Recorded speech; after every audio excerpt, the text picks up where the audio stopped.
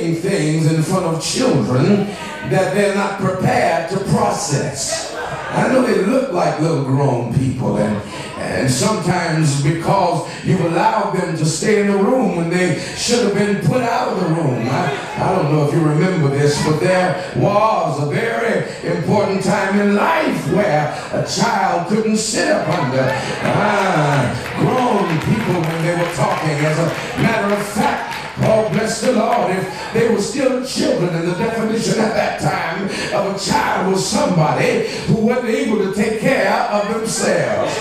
And they would tell the child to their face, listen, baby, I don't know why you're still sitting in the room, because grown folk are talking.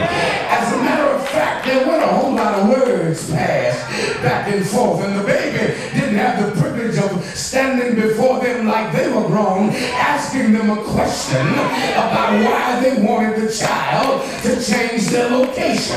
As a matter of fact, the old folk didn't even say anything. They just looked your direction. And when they looked your direction, you were supposed to have sense enough, oh bless the Lord, to understand. But you cannot have, oh my God, you can't have look authority. Look authority is a special thing that God gives you as a result of your appropriate raising of your offspring. If you raise them right, you'll have look authority. Oh my Lord.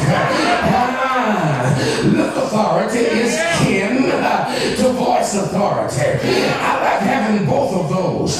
You ought to just be able to look at them. And you have a look that says hush your mouth.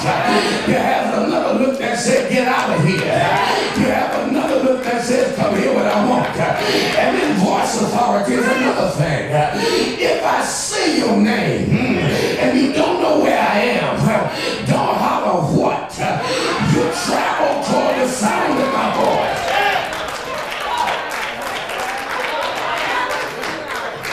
We're messing up children by allowing them to think they're grown,